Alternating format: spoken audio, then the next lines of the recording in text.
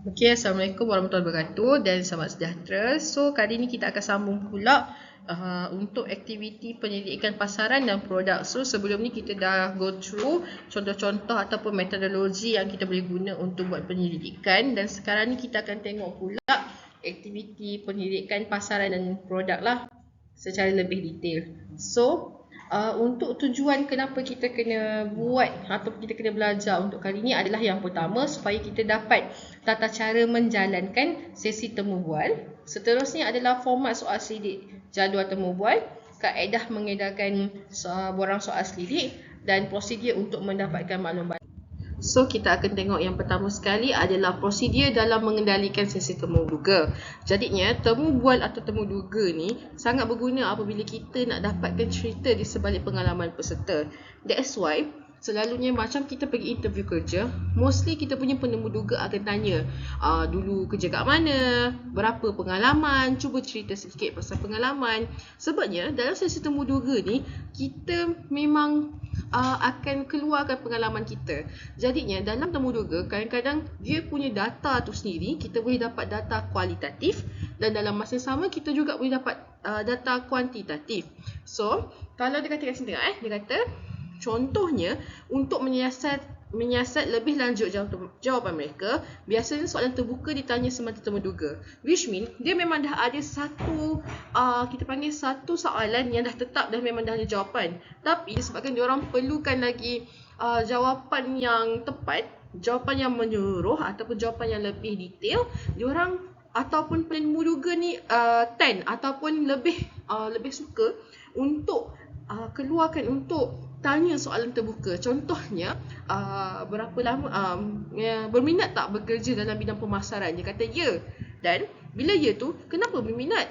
Kita ada banyak lagi bidang lain, kenapa minat pemasaran? Bila kita cakap kenapa kita minat pemasaran dan sebagainya, itu adalah salah satu contoh untuk dia elaborate, untuk dia terangkan lagi kenapa dia minat. So, disebabkan itu, temu bual ataupun temu duga ni boleh dapat dua data, iaitu data yang pertama, data kuantitatif, dan yang kedua adalah data kualitatif. So, dalam temu duga kita ada 4 jenis. Yang pertama, kita ada tidak formal, temu bual perbualan. Seterusnya, pendekatan panduan temu duga umum, temu duga standard dan terbuka, dan akhir sekali temu tertutup, temu bual jawapan tetap. Jadi kita akan go through satu-satu untuk tengok semua kriteria yang ada dekat sini.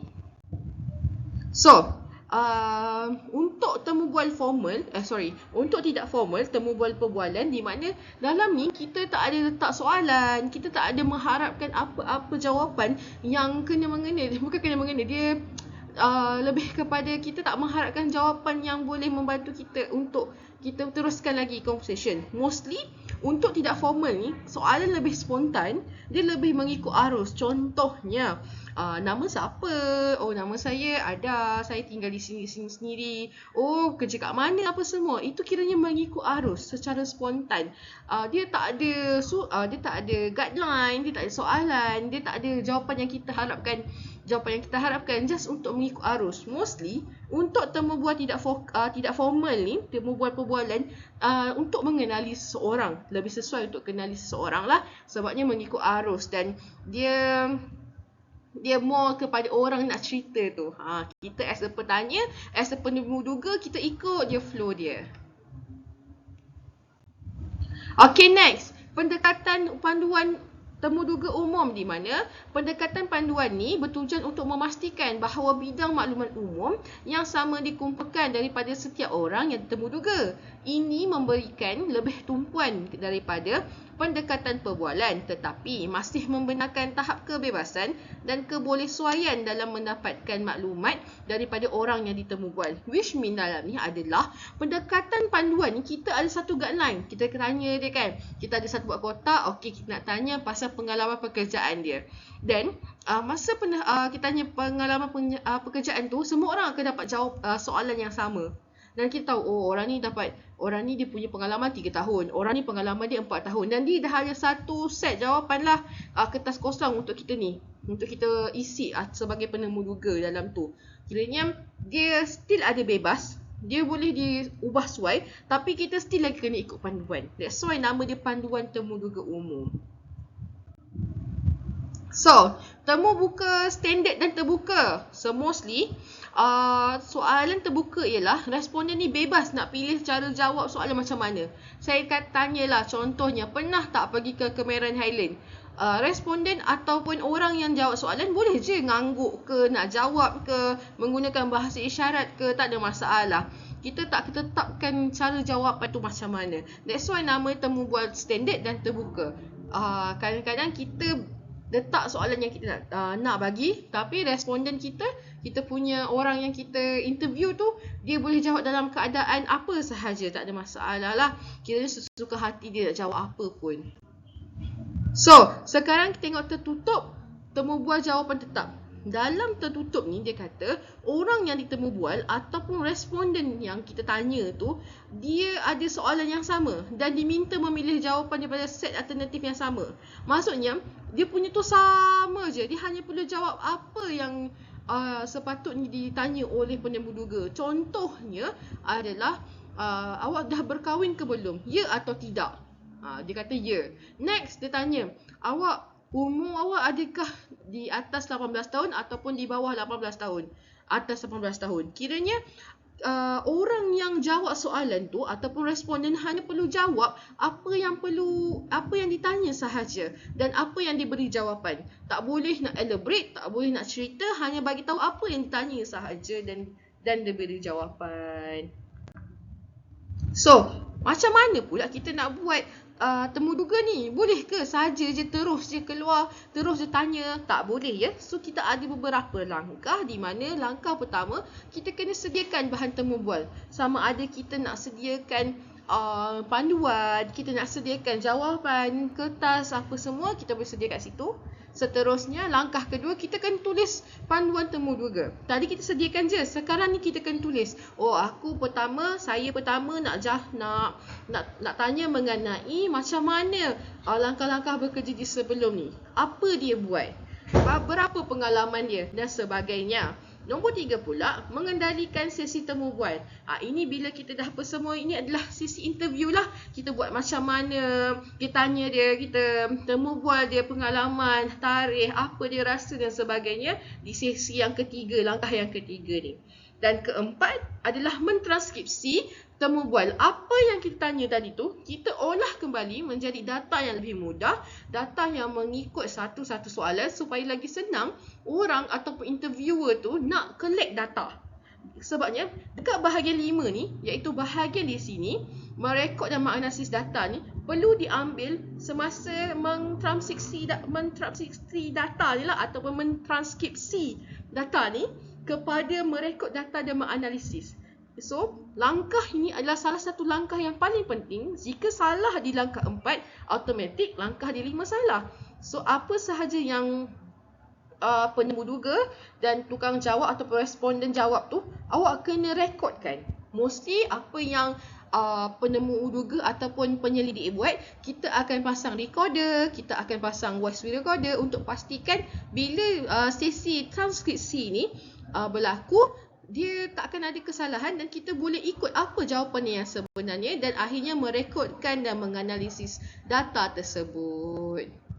Okey, seterusnya tadi kita dah tengok temu duga. Jadinya ada 4 jenis temu duga: tertutup, terbuka, menggunakan panduan, secara spontan. Sekarang ni kita akan tengok soal sidik. Seperti temu duga, kita juga ada beberapa jenis soal sidik, tapi mostly soal sidik ni kita kaitkan dengan 2 jenis, iaitu tertutup dengan terbuka.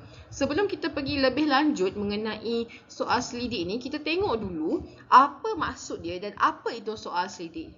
Jadinya, untuk ini, apa itu soal sidik? Dia kata biasanya digunakan untuk penyelidikan maklum balas untuk menentukan status situasi semasa atau untuk menganggar taburan ciri dalam populasi. Maksudnya kat sini, kita buat soal sidik ni untuk dapatkan berapa orang yang suka. Berapa orang yang cakap macam ni? Kenapa dia cakap macam ni? Lebih kepada kita nak tahu jumlah orang tu.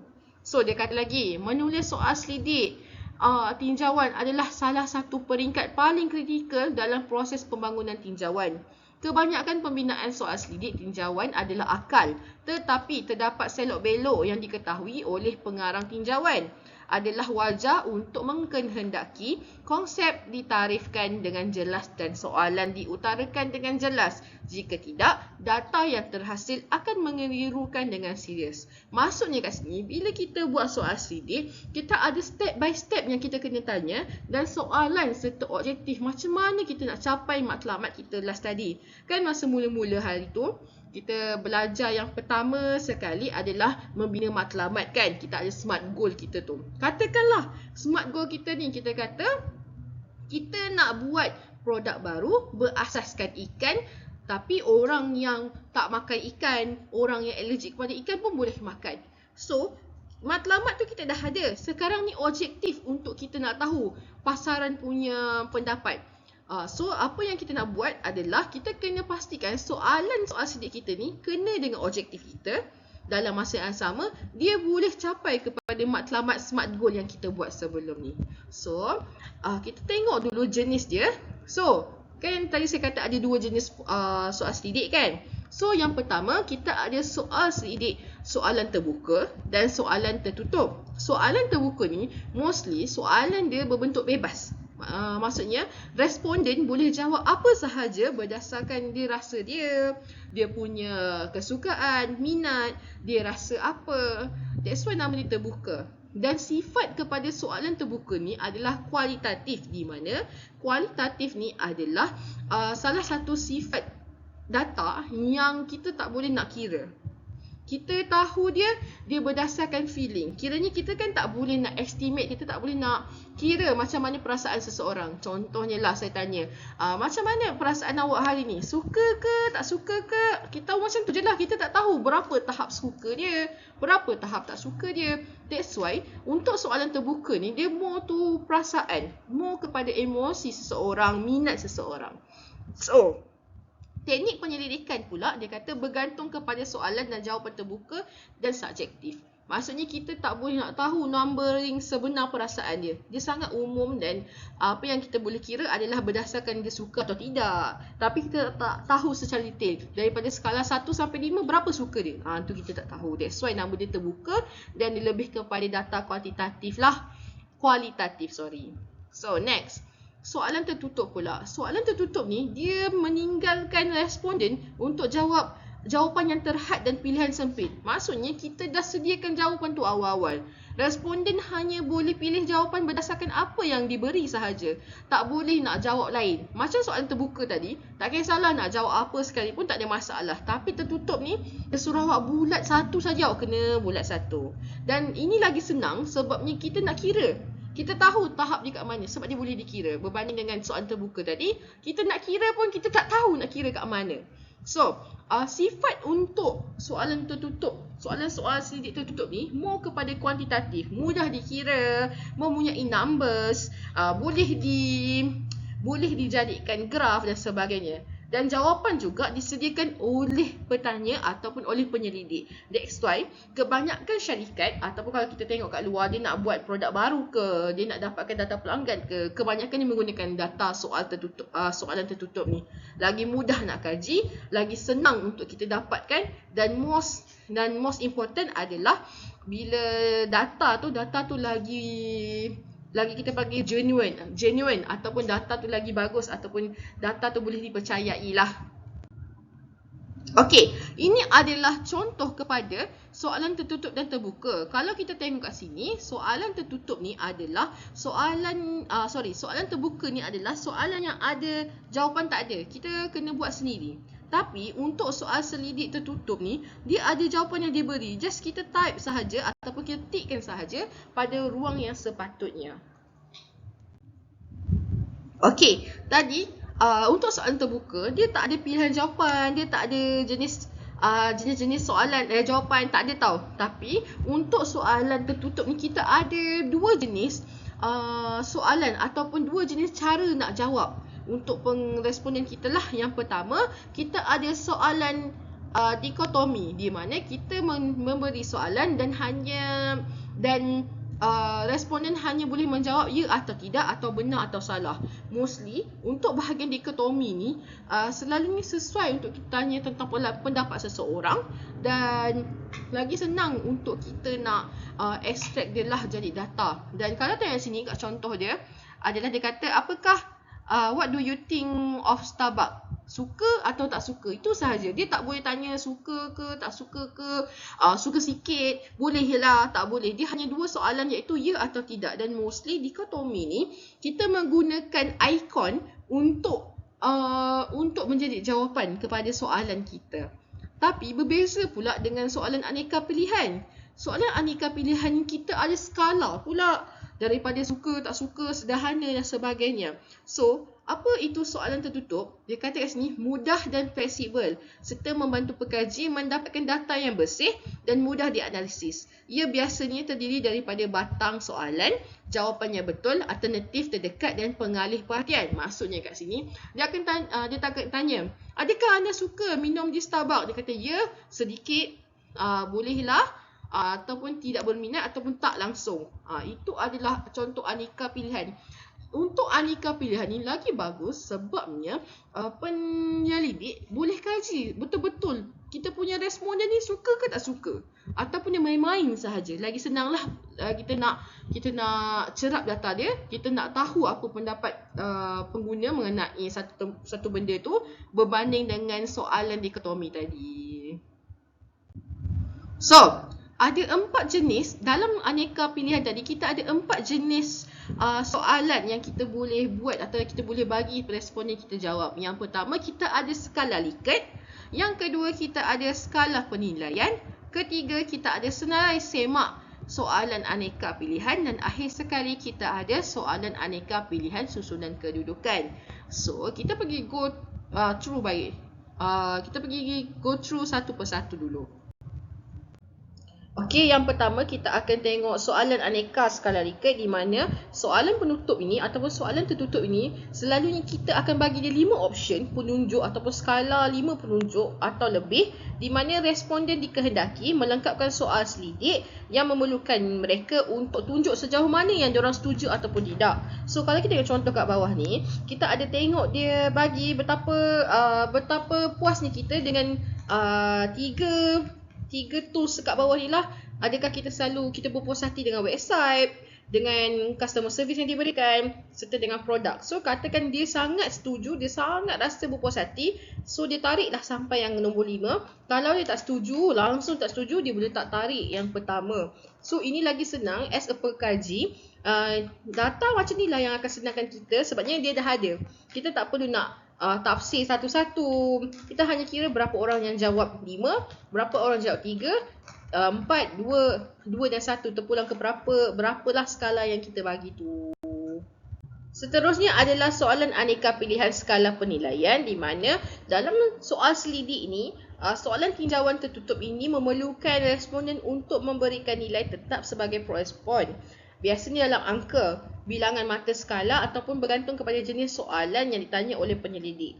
Maksudnya, untuk aneka penilaian ni still macam skala Likert, cuma bezanya kita yang kena bagi markah. Kita tak perlu tik 5 atau 4, selalu kita yang kena bagi berapa bintang, angka tu daripada 1 sampai 5 suka nombor berapa. So ini adalah contoh kepada soalan aneka pilihan skala penilaian. Maksudnya kita bagi skala skor tu lah kepada responden untuk jawab. Seterusnya, yang ni yang selalu kita akan gunakan dalam bila kita buat soal selidik iaitu jenis senarai semak soalan aneka pilihan di mana jenis soalan tertutup ini mengharapkan responden membuat pilihan daripada banyak pilihan dan kita pilih berapa dan selalunya dia bergantung kepada berapa responden tu. Katakanlah macam ni dia kata antara banyak-banyak ni mana kredit card yang anda guna? Ada Visa, Mastercard, Amex, Discover dan lain-lain. So ini responden boleh pilih sendiri dan dia boleh pilih daripada satu yang sesuai dengan diri dia. Okey, seterusnya kita ada soalan aneka pilihan susunan kedudukan di mana dalam soalan ni kita sertakan dengan berbilang pilihan yang responden boleh pilih berdasarkan keutamaan mereka daripada yang paling diorang suka sampailah paling ni tak suka. So maksudnya macam ni, dia ada bagi 5 5 atau lebih nama, katakanlah pilih jenama yang anda gemari sampailah jenama tak gemari. So nombor 1, kita suka produk daripada Mami. Kedua, produk Maggi. Ketiga, keempat, kelima, so kita kena numberingkan benda tu. So itu adalah susunan aneka untuk pilihan susunan kedudukan. Okey, tadi kita dah tengok soal sidik. Sekarang ni kita nak tengok temu bual ataupun kita akan belajar macam mana nak buat interview schedule. Sama dengan lebih kurang sama dengan panduan interview, tapi bezanya adalah kita dah siapkan jawapan dan serta kita dah siapkan itu bahagian yang mana. So, kita baca dulu maksud dia. Jadual temu bual pada dasarnya adalah senarai yang mengandungi set soalan berstruktur yang telah disediakan untuk dijadikan panduan temu bual penyelidik dalam mengumpul data atau maklumat. Jadual tersebut akan digunakan oleh penemu duga yang akan mengisi soalan dengan jawapan yang diterima semasa temu duga sebenar. So ini selain daripada menjadi penemu duga punya panduan, dia juga akan jadi tempat untuk letak soalan, tempat untuk letak jawapan dan tempat untuk penemu duga menulis kriteria-kriteria kepada yang ditemu duga lah atau koresponden. So, kelebihan kita guna interview schedule ni yang pertama, dia dapat meningkatkan kemungkinan mengumpul data. So, maksudnya kita lagi fokus kepada apa yang kita nak dapat tu. Lagi senang untuk kita cerap, lagi senang untuk kita dapat dan lagi senang untuk kita fokus kepada satu-satu titik soalan tu lah. So, seterusnya ia membolehkan penemu duga dan penyelidik mendapatkan lebih banyak maklumat kerana mereka boleh bertanya soalan susulan atau penjelasan kepada soalan yang mereka sediakan. Maksudnya dia dah list out semua apa yang dia tanya. Katakanlah dia kata A tu macam kurang sesuai, mungkin kemungkinan besar kita bertanyakan C, B dan seterusnya. Next adalah kadar jualan respon adalah lebih tinggi. Selalunya temu bual adalah terikat masa. Maksudnya kita dah ada time frame dah. Kalau dia kata 30 minit tu je, tak boleh lebih, tak boleh kurang. So bila adanya interview schedule ni, kita dah tahu dah, kita dah pilih dah soalan mana kita jawab as a penemu duga supaya benda tu lagi cepat dan memudahkan urusan. Seterusnya, dengan buat interview schedule ni juga, dia menawarkan flexibility dan penyesuaian tinggi dan boleh digunakan semasa menginterview ataupun semasa kita sedang mewawancara pelbagai jenis manusia. Maksudnya interview schedule ni sesuai untuk semua orang, semua jenis manusia. Tak kira lah daripada segi bangsa, etnik, perempuan, lelaki, semua boleh guna. Okey? So, seterusnya kita tengok pula langkah-langkah dalam menjalankan temu duga. Yang pertama, kita kena reka bentuk soalan temu bual tu. Kita tak boleh main cakap je. Dia kena buat klasifikasi dan apa contoh-contoh soalan yang kita nak supaya benda tu lagi teratur. Seterusnya, membangunkan panduan temu duga dan akhir sekali merancang dan mengurus logistik. Maksudnya macam mana kat kita nak buat tempat tu. Adakah tempat kita nak interview tu tertutup ataupun terbuka. Sekali interview nak berapa orang. So kita kena consider dekat situ. Okay, so sekarang ni kita nak tengok jenis-jenis interview schedule. Jadinya untuk interview schedule kita ada 3 jenis, iaitu yang pertama kita ada temu bual berstruktur, kedua temu bual tidak berstruktur dan akhir sekali sepada berstruktur. Walaupun temu bual ini sama dengan temu duga tadi, tapi beza dia adalah yang ni dah diberi skala ataupun dah diberi apa yang patut dibuat. Apa soalan yang kena ada dan apa jenis-jenis soalan yang perlu kita buat lah. Dan dia boleh menjimatkan masa serta tak hilangkan fokus penemu duga untuk tanya soalan yang penting. So, temu bual berstruktur ni adalah jenis temu bual yang bergantung kepada satu set soalan piawai. Okey, yang ni soalan piawai dan didahulukan untuk mengumpul maklumat. Sebaliknya, temu bual tidak berstruktur pula sejenis temu bual yang tidak bergantung pada satu set soalan terdahulu dalam proses pengumpulan data. Maksudnya, bila kita buat temu bual berstruktur ni, kita sangat bergantung kepada set tu 100%. Tak boleh nak raya sikit, tak boleh nak keluar 100% untuk tanya tu. So, apa ciri-ciri temu bual berstruktur ni? Yang pertama, kita ada temu bual berstruktur menggunakan proses siasatan yang standard. Semua orang sama je. Tak boleh lebih, tak boleh kurang. Kalau orang A ni dapat soalan B, orang B juga akan dapat soalan B. Dia tak boleh berbeza. Okey, seterusnya ia adalah kaedah kuantitatif pemerhatian, bermaksud benda ni kita boleh anggar.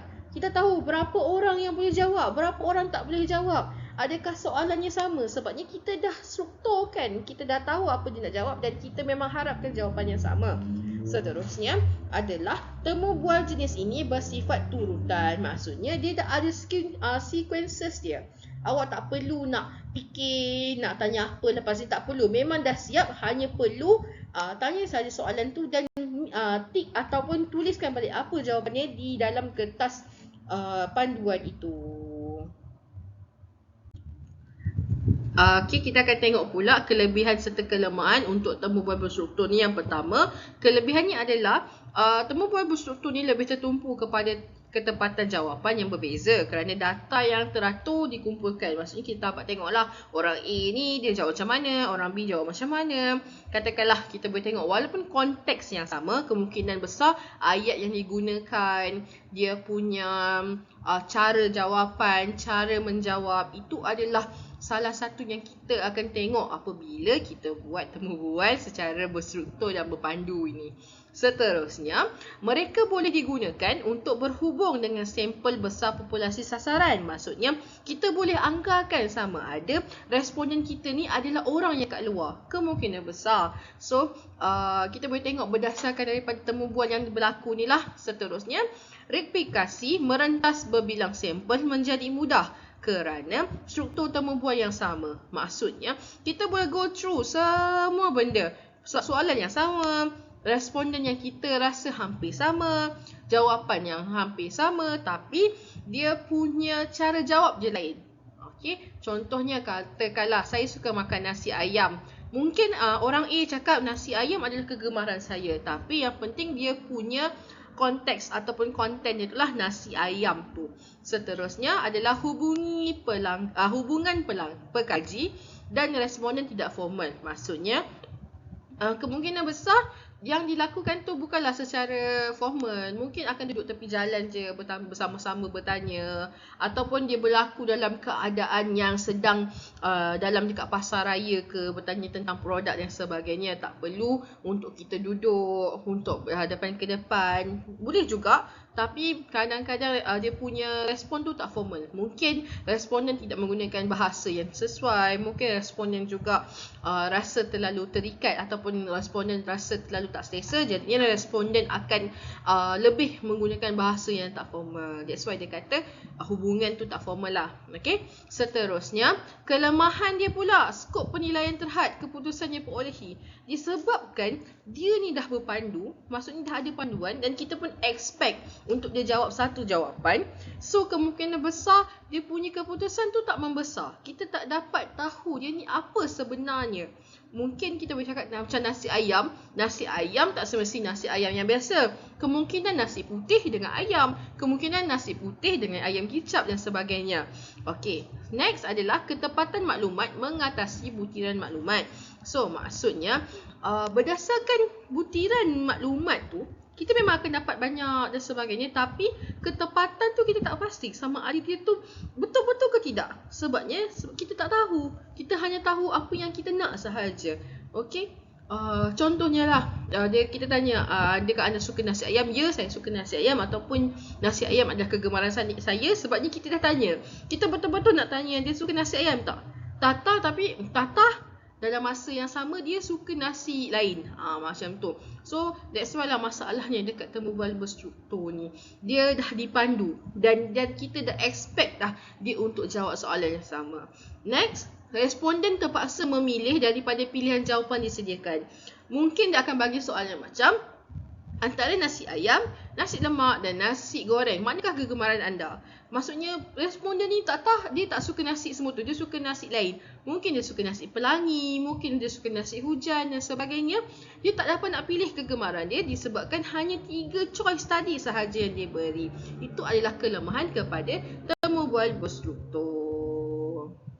Okey, seterusnya kita akan tengok pula kepada temu bual tidak berstruktur, di mana temu bual ini dia adalah sejenis temu bual yang tidak menggunakan set soalan piawai. Dia punya soalan juga adalah terbuka dengan penjelasan jika maklumat lanjut jika diperlukan. So apa ciri-ciri kepada temu bual tidak berstruktur ni? Yang pertama, temu bual ini tidak bersifat fleksibel.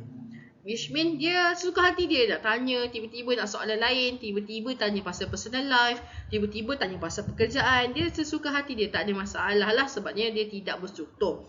Seterusnya adalah ia bergantung kepada kespontanan di dalamnya, kaedah siasatan. Maksudnya bergantung kepada orang tu, tiba-tiba nak tanya pasal umur, tanya pasal umur. Kalau nak tanya pasal baju hari ni lawa, tanya pasal baju hari ni beli kat mana dan sebagainya lah. Seterusnya, temu bual tidak berstruktur ialah kaedah pemerhatian kualitatif. Which mean, data yang kita dapat tu adalah data yang tidak boleh dikira, yang tidak bernombor dan susah untuk kita nak analisis. Dan akhir sekali, ia bersifat deskriptif. Maksudnya kita kena describe benda tu. Dia bukan subjektif dan dia bukan senang untuk kita nak bagi nombor-nombor dia. So, dia adalah sifat deskriptif. So, kelebihan temu duga yang tidak berstruktur, yang tidak berstruktur. Yang pertama, disebabkan sifat dia yang tak formal dan tidak berstruktur ni, dia sangat senang ataupun sangat mudah bagi penyelidik untuk mencuba dan membina hubungan yang mesra dengan peserta. Ini membawa kepada mendapatkan cerapan secara terperinci yang melampau tanpa banyak usaha yang disedahkan. Maksudnya, kadang-kadang responden ni tak tahu pun yang kita ni adalah salah satu pengkaji. Kemungkinan besar mengkaji approach dia secara rawak, secara spontan, macam kawan-kawan. So, bila dah kat situ, kita dah dapat banyak sangat idea, kita dah dapat sangat data-data dan kadang-kadang sampai banyak sangat sampai kita yang tak sedar dan orang tu pun tak tahu yang kita ni sebenarnya adalah penyelidik. Okay? So, next. Para peserta boleh menjelaskan semua keraguan mereka tentang soalan dan penyelidik boleh mengambil setiap peluang untuk menjelaskan niatnya dengan jawapan yang lebih baik. Maksudnya contohlah awak tanya, berapakah umur awak? Dan respon awak tanya, kenapa nak tahu? Saya rasa tak perlu tahu kot. So awak dah boleh jelaskan, oh kami nak tahu umur disebabkan kami nak tengok kami punya pelanggan ni bermula pada umur berapa, supayanya apa. So lebih jelas dan lebih membawakan soalan tu nampak lagi, kita boleh bagi kata lagi tak meragukan lah berbanding dengan berpandu tadi. Berpandu tadi dia lebih kepada ataupun berstruktur tadi dia lebih kepada ada panduan dia dan responden tak boleh nak tanya kenapa, kena jawab apa yang diberi sahaja. Okey, seterusnya tiada soalan yang perlu dipatuhi oleh penyelidik dan ini biasanya meningkatkan flexibility keseluruhan proses penyelidikan. So, bertanya apa-apa sahaja, tak perlu nak buat panduan, tak perlu buat soalan, tanya on the spot, tak ada masalah. Okey, seterusnya adalah kelemahan temu duga tidak berstruktur ni. Sebabkan dia tak berstruktur kepada proses temu dual, penyelidik ambil masa yang lama, sangat lama. Nak tahu, nak dengar, dia explain dan sebagainya. That's why lah benda ni buang masa. Okey, seterusnya ketiadaan set soalan dan garis guideline yang standard menunjukkan bahawa kebolehpercayaan temu bual berstruktur boleh dipersoalkan. Maksudnya, betul ke dia kata produk kita ni tak sedap? Macam mana dia kata produk kita ni tak sedap? Sebabnya kita tak ada guideline dan kita tak ada jawapan yang spesifik di mana pengguna ataupun responden tu boleh bagi tahu kita. So, inilah kelemahan kepada tidak berstruktur ataupun temu duga tidak berstruktur ini. Dan akhir sekali, dalam banyak kes, etnik yang terlibat dalam temu bual ini dianggap mengganggu sepadan. Maksudnya, kadang-kadang kita memilih responden kita hanya satu umur. Tak variety, tak ramai. Kemungkinan besar hanya kalau perempuan pilih perempuan je, sedangkan produk tu boleh dipilih oleh orang lelaki dan sebagainya, sama ada kanak-kanak, lelaki, orang tua dewasa, orang tua dan semua orang boleh pakai. Tapi disebabkan kalau kita tengok orang ni macam peramah je kita pergi kat dia, jadinya sempadan terhadap kita punya tu diganggu. Okay.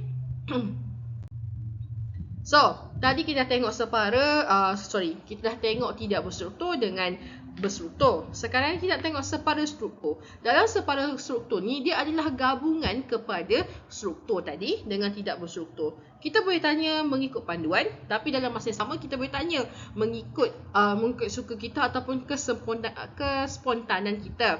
Dia lebih terbuka, fleksibel, dan dia ada juga sifat deskriptif dan subjektif. Dan perbandingan ni lagi mudah di antara responden, tetapi dia boleh hadkan kita sebabnya dia adalah gabungan kan kepada tidak struktur dan berstruktur tadi. So, apa kelebihan kita buat separuh struktur ni? Yang pertama, dia terbaik untuk dua-dua dunia. Kita boleh gunakan panduan dalam masa yang sama untuk elakkan benda itu lagi awkward ataupun kita punya penyelidikan ataupun temu bual tu lagi awkward. So, kita boleh tanya secara spontan.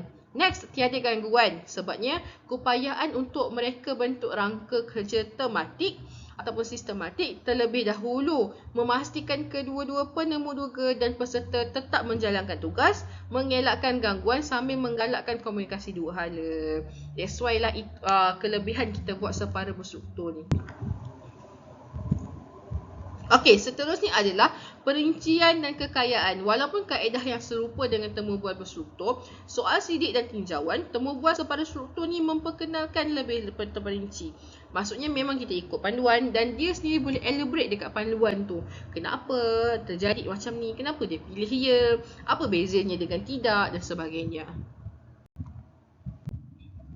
So, kelemahan temu bual separuh berstruktur yang pertama, kesahan rendah. Kita tak tahu sama ada betul atau tidak.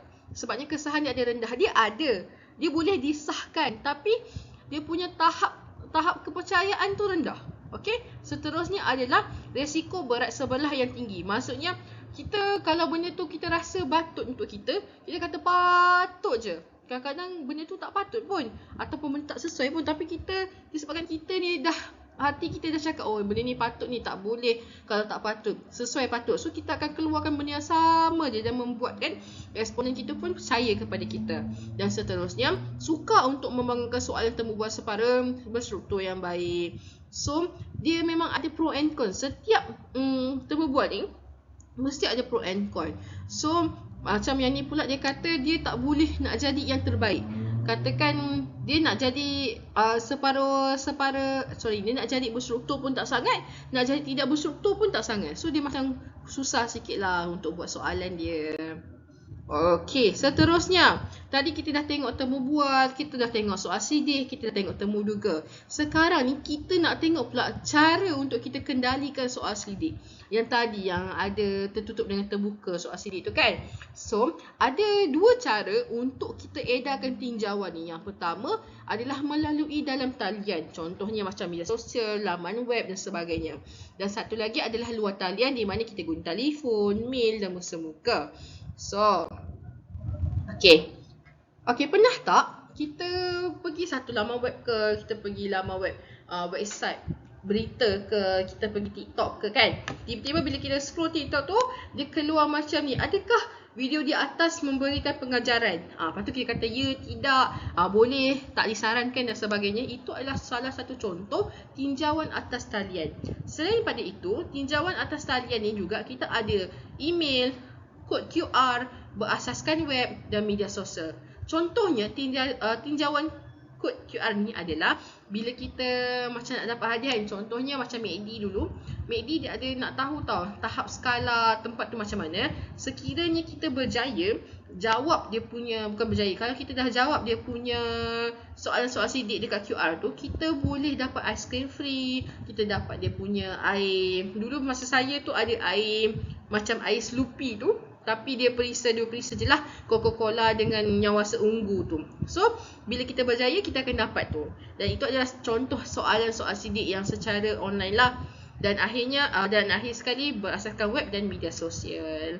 So, sekarang ni adalah kita nak tengok kaedah gangguan ataupun kaedah pendidikan tinjauan luar talian. Maksudnya kita buat penyelidikan soal selidik untuk untuk yang bukan atas talian lah. Yang pertama kita ada temu bual secara peribadi, one to one, mungkin one to four dan sebagainya lah. Maksudnya satu orang pengkaji kepada 4 orang atau 4 orang responden, ataupun satu orang pengkaji kepada seorang responden dan sebagainya. So kita ada tinjauan mail in, maksudnya kita hantar surat kepada rumah ke rumah. Seterusnya kita ada tinjauan SMS dan tinjauan telefon. So, kita sekarang nak tengok pula prosedur mendapatkan maklum balas penemu duga. So, temu bual ni yang kita tahu dia adalah satu kaedah yang kita gunakan dalam aktiviti tinjauan produk yang semasa dijalankan. Setelah temu duga selesai, kita perlu mendapatkan maklum balas berkenaan dengan sesi yang telah dijalankan. So, maklum balas diperlukan supaya syarikat mengetahui hasil tinjauan produk. Pertama, penemu duga perlu menyediakan laporan sesi temu duga. Laporan tersebut hendaklah dimasukkan data kualitatif yang telah diperolehi daripada responden seperti komen, pandangan, pendapat mengenai produk baru. Dan kesimpulan dan saran juga perlu dibuat sama ada produk yang dikaji boleh diterima oleh majoriti responden, serta jika terdapat sebarang penambahbaikan yang penting untuk dilakukan semasa laporan selesai, langkah seterusnya ialah berkongsi laporan ini kepada orang penting dalam syarikat. So, maksudnya kat sini, proses dia bila kita dah buat temu duga dan semuanya, segala evidence, segala komen, segala pandangan tu haruslah dibuktikan, haruslah dilaporkan, kerana komen dan pandangan inilah yang akan dijadikan salah satu yang kita akan consider bila kita buat produk, bila kita nak tambah baik perkhidmatan dan sebagainya. Okey, itu sahaja untuk hari ini. Jadinya, bila dah selesai semua ni, boleh tengok dekat classroom saya ada bagi kertas tugasan. Sekiranya tak faham lagi, boleh saja WhatsApp saya, WhatsApp di dalam grup ataupun WhatsApp di personal lah. Dan itu sahaja. Selamat menjawab kita soalan dan nanti kita jumpa dekat kelas.